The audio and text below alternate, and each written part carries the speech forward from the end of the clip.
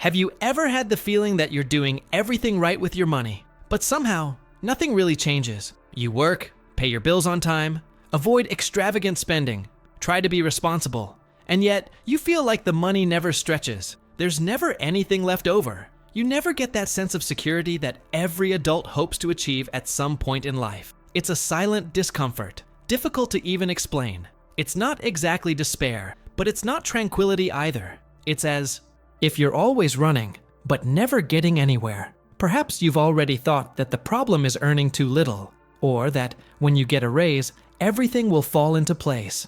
Maybe you think you're missing a better opportunity, a good investment, or that turning point that seems to happen to everyone else, except you. And the most curious thing is that this feeling doesn't only appear in those who are starting out. It accompanies people who already have years of work, experience, responsibilities, and families to support. People who, on the outside, seem organized, but inside they carry the same nagging question. Why do I work so hard and still feel financially stuck? Have you ever experienced this? If so, stay with me until the end, because what you're about to discover might surprise you more than any common financial tip. The truth is, this discomfort doesn't stem from a lack of effort, laziness, or irresponsibility. It arises from something much more subtle, something rarely discussed when talking about personal finance, but which influences every financial decision you make, even without you realizing it. Most people believe that financial problems stem from major mistakes, enormous debts, extreme choices, risky bets, but they almost never look at normal, everyday decisions that seem harmless, acceptable, even intelligent in the eyes of society. These are repeated choices, made automatically, guided by habits, emotions, and patterns of financial behavior that no one has ever taught them to question. And that's exactly where the money starts to slip away, little by little, silently, without drama, just with the constant feeling of stagnation. There's a silent pattern behind all of this, a pattern that affects how you think about money, how you react to it, how you decide to spend, save, or postpone important decisions. A pattern that makes ordinary people with ordinary lives follow a predictable path of constant effort and slow progress. And the most dangerous thing, it disguises itself as normality, as adult life, as that's just how it is. Perhaps you've never stopped to observe this calmly. Perhaps no one has ever put these pieces together for you. But from the moment you begin to see this pattern, something changes, not in your bank balance immediately, but in the way you perceive each choice. And that's precisely what we're going to start talking about now, delving deeper into this invisible discomfort that almost every adult feels, but few can explain. And if, while you're listening to all this, some part of this story sounds too familiar, perhaps it's worth pausing for a second and asking yourself, at what point did this discomfort begin to become part of your routine? Because when we put these feelings into words, they cease to be just a silent burden and become something that can finally be understood. If this topic resonates with you, leave a comment below about what has touched you the most so far, or a situation where you felt you were doing the right thing, and yet the money never seemed to be coming in. Sometimes writing it down is already the first step towards seeing the pattern more clearly. And if this reflection is already helping you look at your financial decisions in a different way, liking this video is a simple way to show that this type of conversation needs to continue. It's not just about numbers or quick tips, it's about understanding what happens inside our heads before any choice. Your participation here is what makes this channel grow and reach more people who experience this same discomfort, but still can't explain why.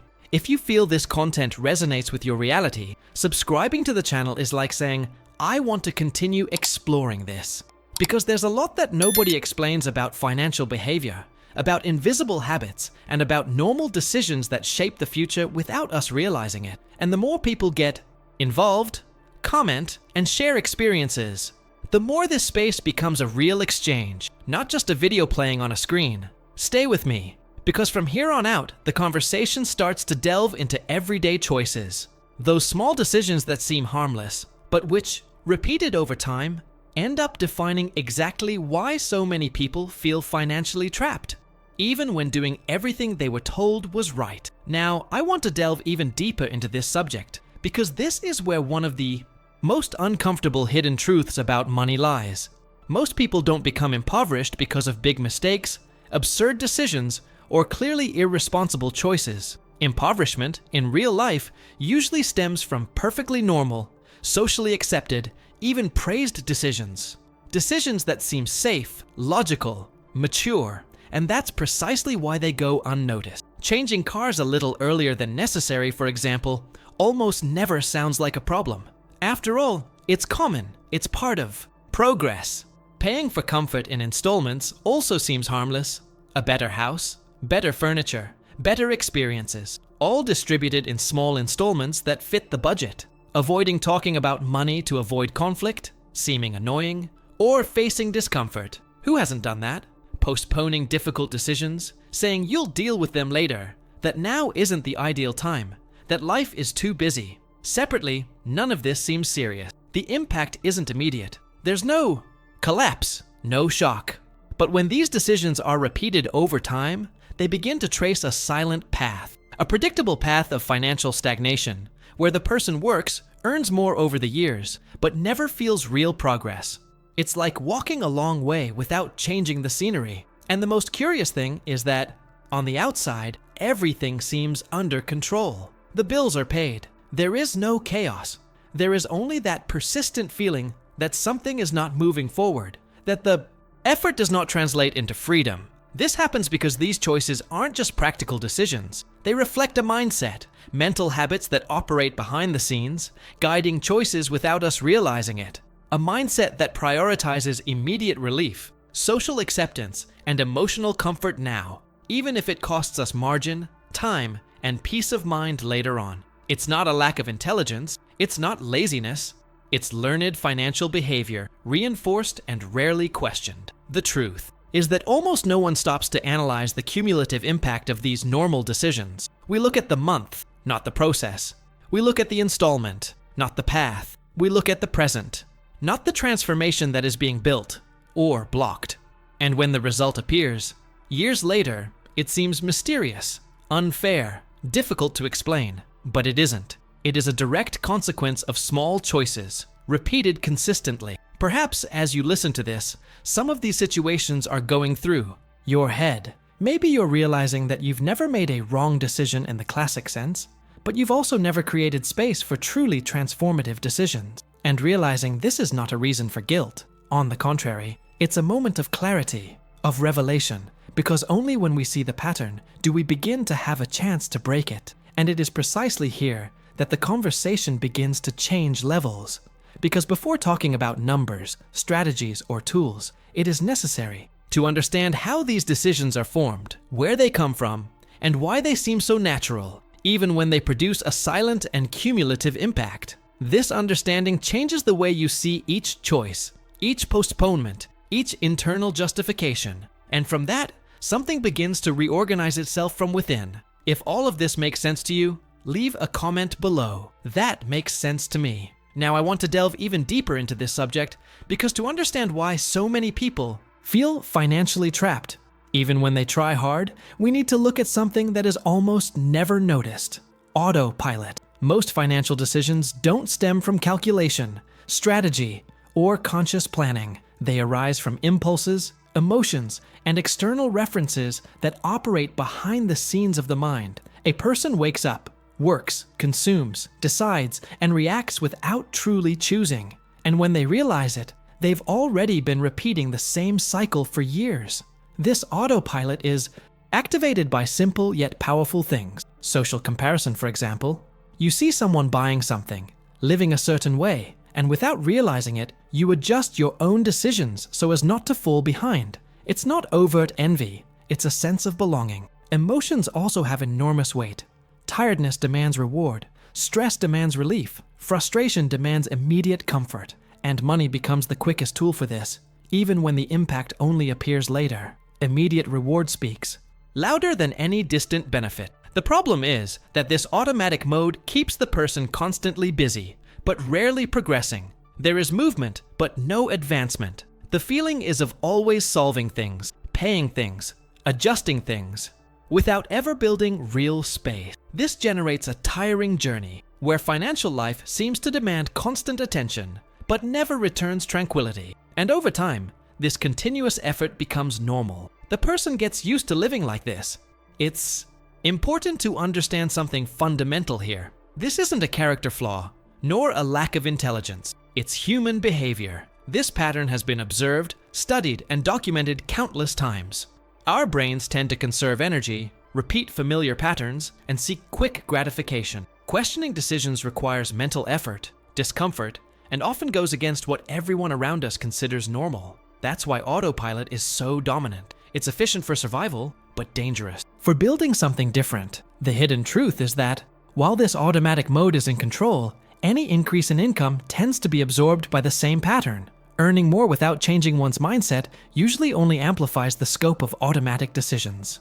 More installment payments for comfort, more fixed commitments, more plausible justifications. The impact seems positive at first, but the structure remains the same. Money comes in and goes out more quickly, but the feeling of control doesn't arrive. And perhaps you're beginning to realize that the problem was never just how much money you earn, but how you make decisions when no one is watching, how you react emotionally to pressures, comparisons, and quick rewards, how you deal with the discomfort of saying no now, of delaying pleasure, of sustaining decisions that don't bring immediate applause.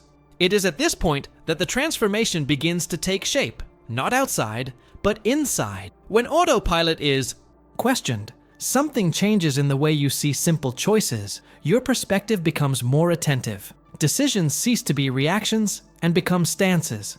And this creates a silent, cumulative impact that doesn't appear in a month, but begins to alter your entire trajectory. It's not about becoming a different person overnight. It's about taking control of small decisions that previously went unnoticed. If this reflection is connecting the dots within you, write in the comments. I'm on this. Journey 2. Now, I want to delve even deeper into this subject because this is where the silent turning point happens that almost no one notices. Before any spreadsheet, any extra income, or any investment, there's an internal change that needs to occur. A shift in mindset, moving from immediate relief mode to gradually entering building mode. This transition isn't noisy, it doesn't get applause, and it doesn't generate that instant feeling of reward, but it's precisely what begins to unlock everything. The mindset of immediate relief is the one that asks, what solves my discomfort right now? It appears when fatigue sets in, when comparisons become overwhelming, when anxiety demands a sign of rapid progress.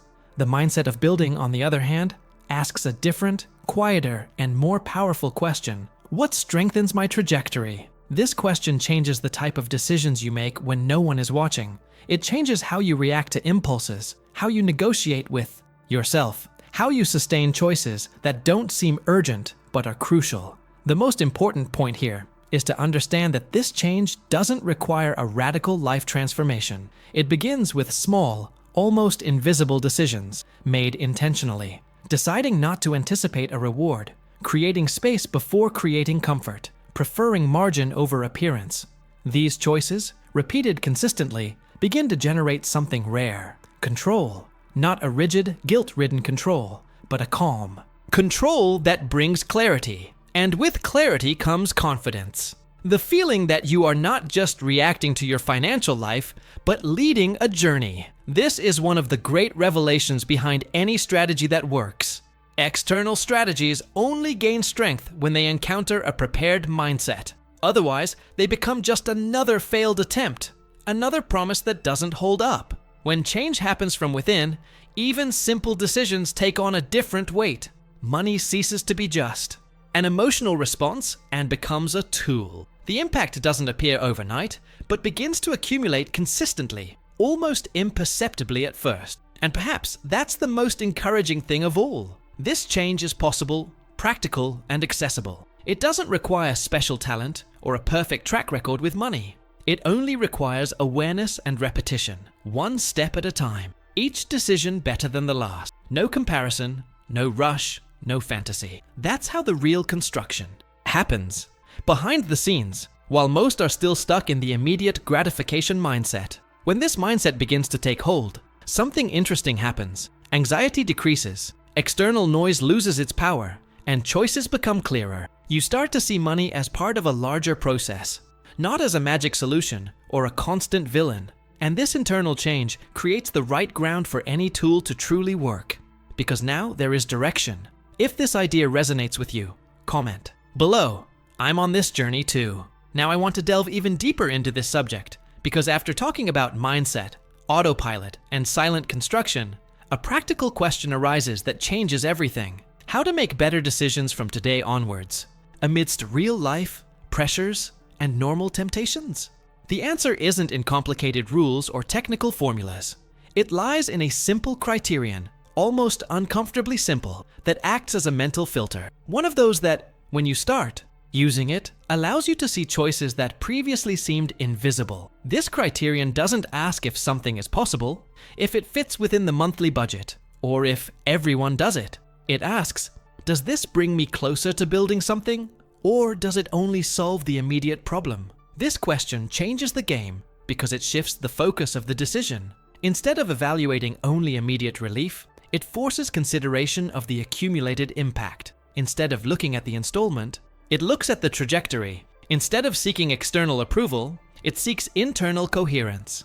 When you apply this filter, common decisions take on a different meaning, not because they become forbidden, but because they become conscious. Some choices continue to happen, but now with intention. Others simply lose their power because you realize they exist more to alleviate an emotion than to strengthen a journey. This is the behind the scenes of transformation. It's not about saying never. Again, it's about knowing exactly why you're saying yes or no. This new criterion also brings something rare: consistency. And consistency is the true driver of financial impact over time. It's not isolated moments of extreme discipline that change destinies, but repeated, sustainable decisions aligned with a building mindset. Each small choice, when filtered through this lens, ceases to be just an event and becomes a brick.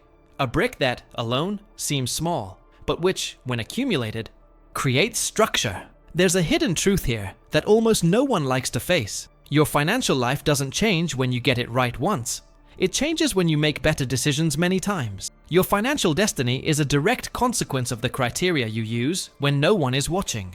It's there, behind the scenes, that the journey is defined. And when those criteria change, your behavior changes along with them. The noise decreases, anxiety loses ground, clarity increases. Perhaps you're realizing that this criterion doesn't demand perfection. It demands presence. Being present in the decision, questioning impulses, naming the real reason behind the choice. This doesn't make the path easy, but it makes it honest. And an honest path is the only one that sustains true transformation. Little by little, this way of deciding creates room, creates control, and above all, creates confidence for bigger choices at the right time. If this idea of using a new criterion for decision-making has started to reorganize something within you, comment below. That makes sense to me. If you've made it this far, it's because this conversation touched on something real. It wasn't just about money, it was about decisions, mindset, and that silent discomfort that almost no one explains, but many people feel. If this type of content helps you see things more clearly, subscribing to the channel is the simplest way to continue this journey with me. The idea here is precisely that: to bring useful, applicable, and honest reflections that make sense in real life. If you want, leave a comment saying, "This message was for me," or "I'm with you until the end," just so I know you made it this far and that this conversation reached you at the right time. And if at any point in the video you felt that silent connection, a like is a natural way to reinforce that connection and show that this type of content is worth continuing to create. There's a video over here that perfectly complements this topic and further deepens this reflection on decisions and building relationships over time. Click on it and continue reading with me there.